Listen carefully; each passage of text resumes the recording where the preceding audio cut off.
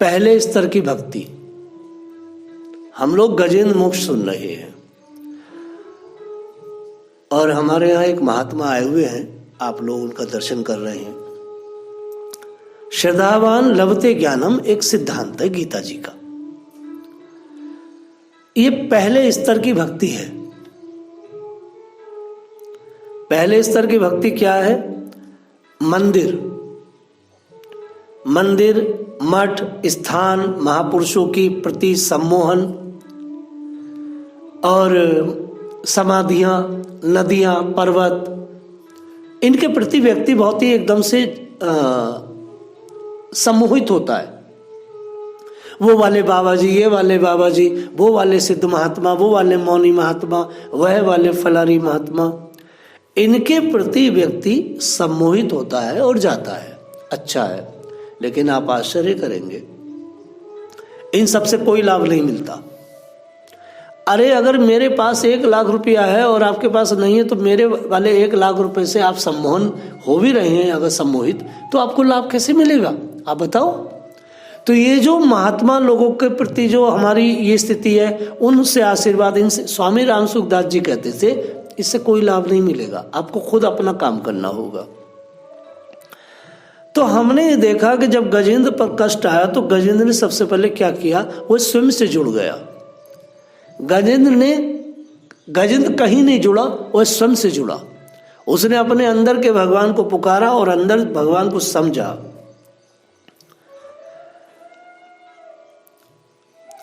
अंदर जब जुड़ता है मनुष्य, तो अंदर से ही सारी काबिलियतें प्रकट होती है। जितनी भी योग्यताएं हैं अध्यात्म जगत की योग्यताएं बाहर पढ़ने से नहीं आती, सुनने से नहीं आती, वह सब अंदर से घटित होती है। जैसे गजेंद्र की सब कुछ अंदर से हुई, और जैसे ही अंदर से काबिलियत प्रकट होती है, वैसे ही मनुष्य को लाभ मिलना शुरू हो जाता है। फलित होने लगता है, घटित होने लगता है। कहां से? अंदर से। तो अब मैंने ये कहा कि महापुरुषों के प्रति जो सम्मोहन है, मंदिरों के प्रति जो सम्मोहन है, वो मंदिर, ये मंदिर, वो मठ, ये मठ, वह गुरुजी, यह गुरुजी, ये सम्मोहन से कुछ होने वाला नहीं।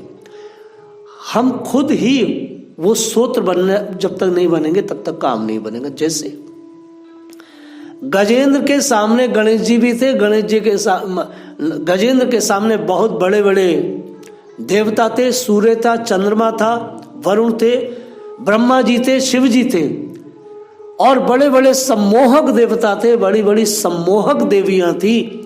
लेकिन आप आश्चर्य करेंगे कि गजेंद्र ने किसी के प्रति भी उसके मन में कोई आकर्षण जन्म नहीं लिया।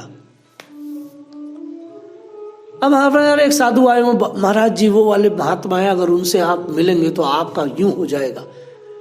अगर आप अपने अंदर जुड़े हैं ना, तो गजेंद्र की तरह बाहर के किसी सम्मोहन से और बाहर के किसी मंदिर से और बाहर के किसी चित्र और पट से आप जुड़ नहीं पाएंगे, ना ही आपको वो सम्मोहित कर पाएंगे, क्योंकि आप अंदर से सम्मोहित हो चुके हैं, जो अंदर की चीज है।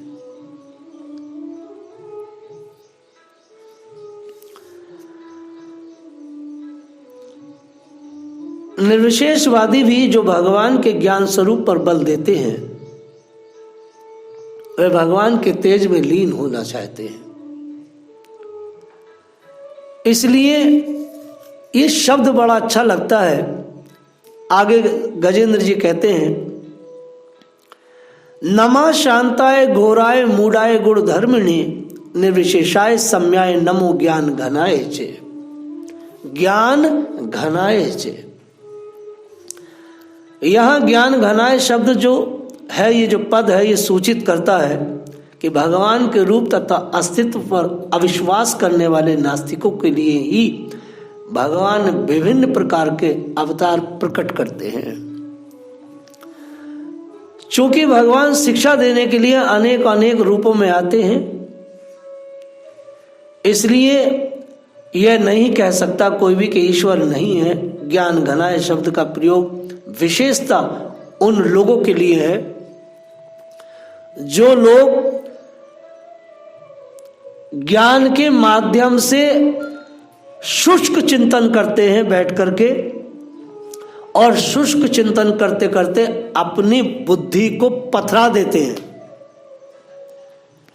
भगवान को जानने के लिए उथला ज्ञान जो है, ऊपर का जो ज्ञान है वो बिल्कुल व्यर्थ है। देखिए, मैं आपसे बार बार एक बात कहता हूं, सावधानी से सुनो, कि तुम चुप बैठ जाओ और अंदर भगवान को खोजो, अंदर मनोयोग विग्रह स्थापित करो।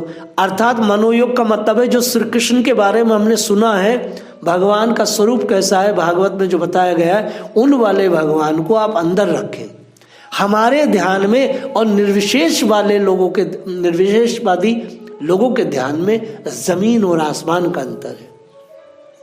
हम जो अंदर ध्यान करते हैं तो हम वही प्रियतम को खोजते हैं जिनके बारे में हमने आचार्यों से सुना है, और वो लोग शून्य को तलाशते हैं। वो शुष्क चिंतन करके कृष्ण की खोज करना चाहते हैं, पथरा जाती बुद्धि उनकी पत्थर हो जाती है। जब तक किसी का ज्ञान गहन और गंभीर नहीं हो जाता तब तक भगवान को समझना बड़ा मुश्किल है। इसलिए भगवान ने कहा भी है, वासुदेवा सर्वमिति स महात्मा सुदुर्लभा। ज्ञानी इस अवस्था को अनेक अनेक जन्मों के बाद प्राप्त करता है। इसलिए यहाँ पर ज्ञान घनाय शब्द व्यवहार हुआ है। शांताय शब्द सूचित करता है कि भगवान कृष्ण प्रत्येक जीव के हृदय में स्थित है।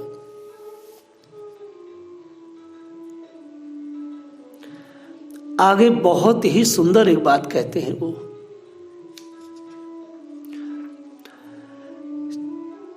क्षेत्रज्ञाय नमस्तु भयम सर्व अध्यक्षाय साक्षिणे पुरुषाय आत्मूलाय मूल प्रकृति नमः। हे ठाकुर जी, मैं आपको नमस्कार करता हूं। आप परमात्मा हर एक के अध्यक्ष तथा जो कुछ भी घटित होता है उसके आप साक्षी हैं। आप परम पुरुष हैं, प्रकृति और समग्र भौतिक शक्ति के उद्गम भी हैं। आप भौतिक शरीर के भी स्वामी हैं, अतएव आप परम पूर्ण हैं। मैं आपको साधारण नमस्कार करता हूं। देखिए, ये शरीर आपका नहीं है।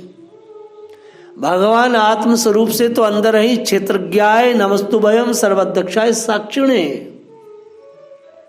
लेकिन ये जो शरीर है यह भी भगवान का ही है। इसके मालिक भी भगवान है।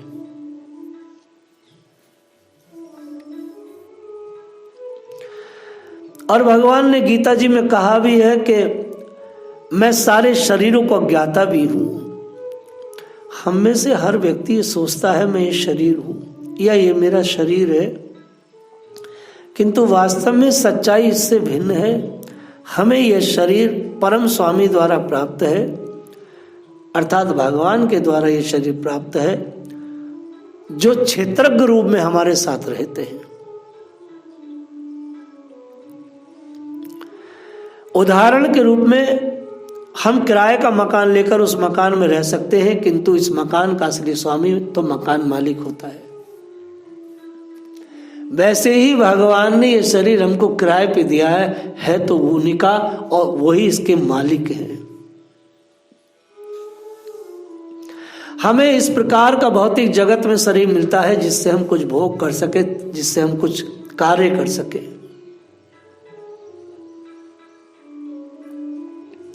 वास्तविक स्वामी शरीर के भगवान ही है, क्योंकि भगवान ने स्वयं कहा है, मदक्षेण प्रकृति सुयते सचराचरम। मेरी अध्यक्षता में प्रकृति काम करती है।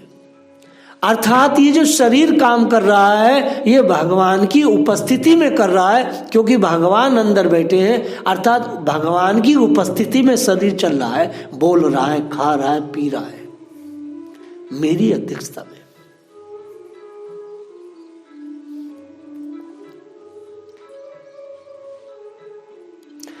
प्रकृति हमें भौतिक शरीर प्रदान करती है, और भगवान ने कहा भी है गीता जी में, अहम बीज प्रदाह पिता। भगवान ही वीर्य के रूप में सबके पिता है। इतनी सुंदर स्तुति की है गजेंद्र ने, ऐसी स्तुति कोई नहीं कर पाया।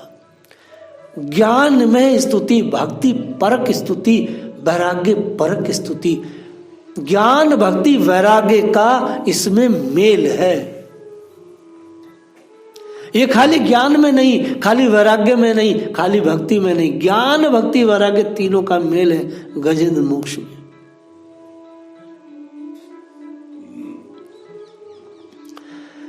वो कह रहे हैं आप हमारे शरीर, जो शरीर है ठाकुर जी आप ही का है। और भगवान गीता में कहते भी है ममे वासो जीव लोके जीव भूत सनातन। जीव ईश्वर का अंश होने के कारण उनका ही है।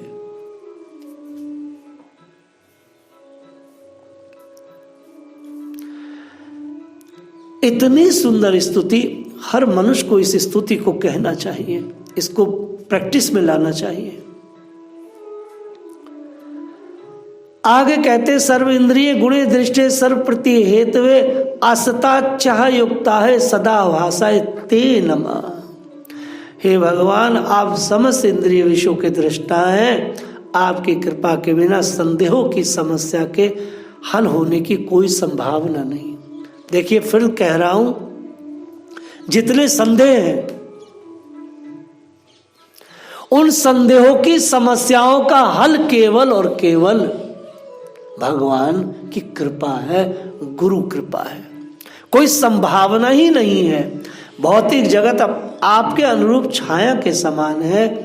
निसंदेह मनुष्य इस भौतिक जगत को सत्य मानता है, क्योंकि इससे आपके अस्तित्व की झलक मिलती है। भगवान है ये कैसे पता चलता है बताओ? भगवान है इससे पता चलता है कि हम जीवित हैं। जैसी व्यक्ति के अंदर से भगवान निकल जाते हैं तो हम कहते हैं अब इसमें भगवान नहीं रहे, इसमें आत्मा नहीं रहे, इसे भैया फूंक दो। वैसी सारा का सारा जितना जगत है वो चलायमान है, दृश्यमान है। भगवान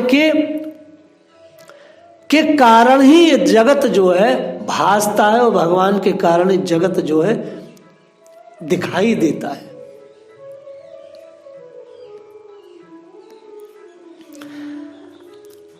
भगवान के निर्देशन के बिना जीव एक पग भी आगे नहीं बढ़ सकता। भगवान जितना निर्देशन करते हैं जीव उतना ही बढ़ पाता, चल पाता, खा पाता है, बोल पाता है। और ये श्लोक में 15वें अध्याय का बार बार आपके लोगों के सामने कहता हूं, सर्वस्य चाहम हृदय हय सन्निविष्टो मता स्मृति ज्ञानम पुहुनम चे। ये श्लोक में बार बार कहता हूं, सर्वस्य चाहम हृदय सन्निविष्टो, भगवान अंदर बैठे, मता स्मृति पुहुनम, भगवान अंदर बैठ के समय समय पे निर्देशन देते हैं, हम सबको निर्देशन देते, मगर हम उनके निर्देशन को समझ नहीं पाते हैं।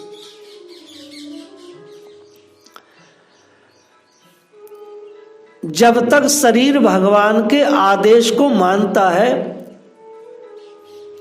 तब तक ये सत्कर्म कर सकता है। और सही मानों में दूसरे शब्दों में कहूं तभी तक ये जीवित भी रहता है अच्छे से, नहीं तो ये पदार्थ सड़ता जाता है। हमारे जैसे तुच्छ लोग माया के वशीभूत होकर के भौतिक जगत का आनंद लूटना चाहते हैं, किंतु जब हम में से कोई एक भाग्यशाली भगवान के आदेशों का पालन करने लगता है, भगवान के आदेशों का पालन का अर्थ क्या है केशव? भगवान के आदेशों का पालन का अर्थ होता है उनका स्मरण करना। जब अचानक भगवान की यादें हमारे हृदय में उजागर होती है, इसका अर्थ होता है कि भगवान ने अब हमें डायरेक्ट आदेश देने शुरू कर दिए हैं। नहीं समझे? हम में से हर उस व्यक्ति को जिसे भगवान का स्मरण है, जिसे भगवान की याद है, जो भगवान की कथा कीर्तन में अपने को रखता है, इसका अर्थ होता है कि हमारे ये जो इंसानी मशीन है, ये मशीन भगवान के आदेशों को स्वीकार करने लगी है।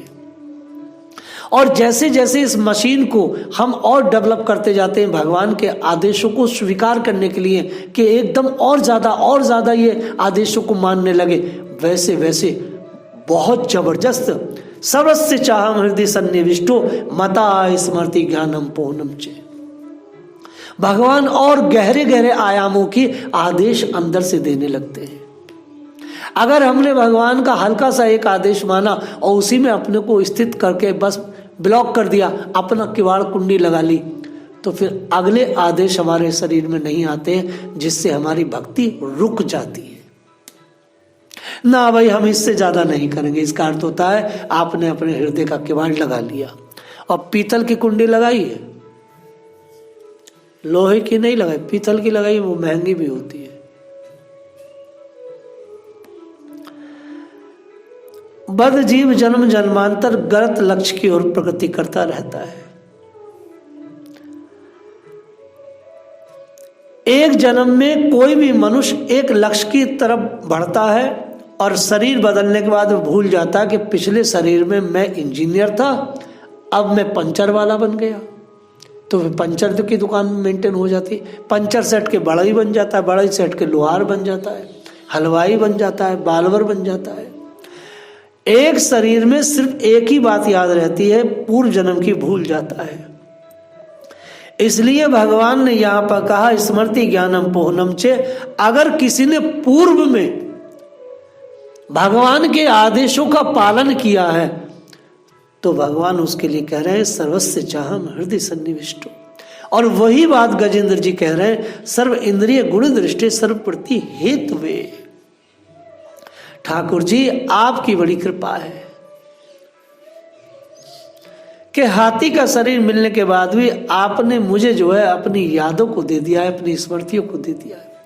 क्योंकि भगवान गीता जी में कहते हैं निम्न स्तर पर भी चला जाएगा तो मैं अपनी याद को उसके हृदय से निकालता नहीं।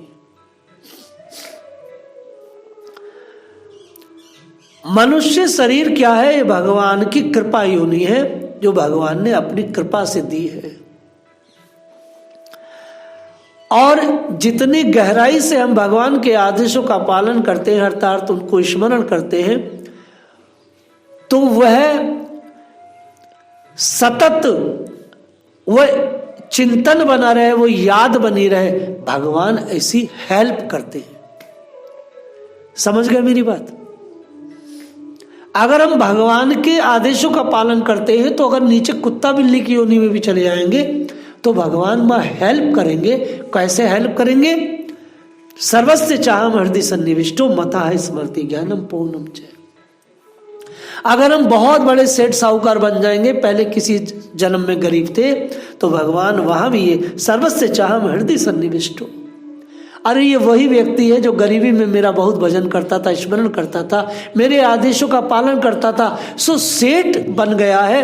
अब मैं इसको याद दिला दूं कि ये जो धन मिला है ये मेरे आदेशों को आगे बढ़ाने के लिए मिला है।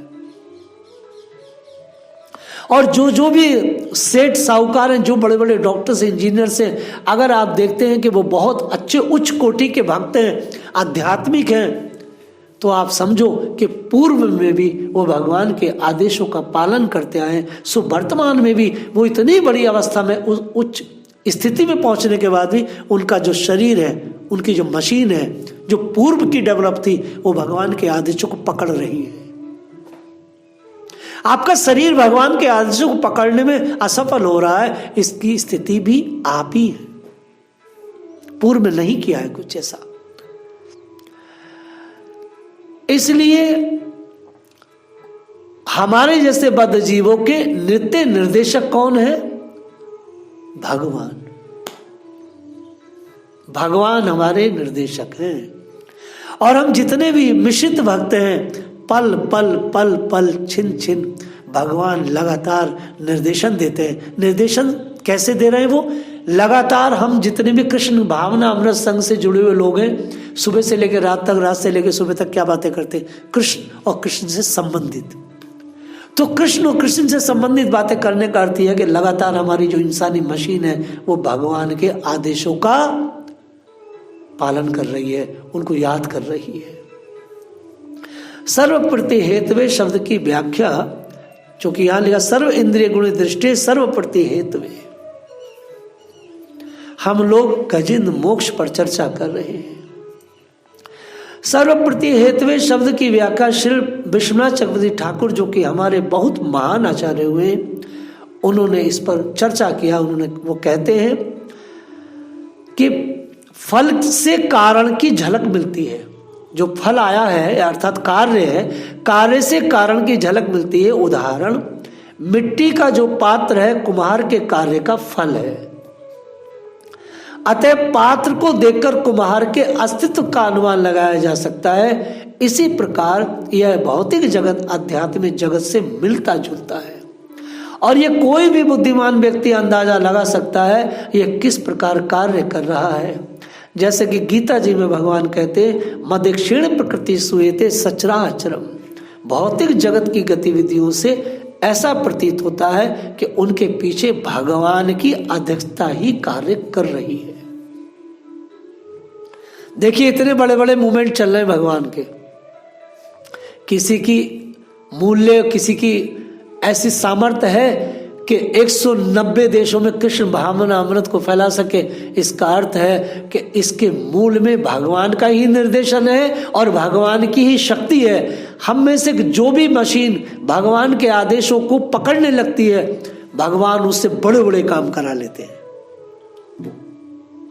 हमारे जैसे तुच्छ गरीब गुरबे ब्राह्मण परिवार में जन्म लेने वाले लोग क्या इतने बड़ा भगवान की व्यवस्था को कर सकते थे? हम लोग तो इतने गरीब लोग, जहाँ रोटी खाने को ब्राह्मणों के पास नहीं होती है, हमारे पास, हम तो ब्रजवासी ब्राह्मण लोग, और इतना बड़ा हम लोग भगवान का क्षेत्र चलाने लगे, भगवान के काम करने लगे। कैसे? इसका अर्थ यही है, मदक्षिण प्रकृति सुयते सच्चराचरम। इस भौतिक जगत की जितनी भी गतिविधियां हैं, ये मंदिर बनने से लेकर बड़े बड़े वर्क जो हो रहे हैं, इसके पीछे भगवान ही है और भगवान की अध्यक्षता है। यही गजेंद्र जी कह रहे हैं कि ठाकुर जी, यह जो मेरे जीवन में घटित हो रहा है, फलित हो रहा है, ये आप ही है और आपकी ही अध्यक्षता में ये दुख और सुख मैं पा रहा हूं। जय श्री राधे।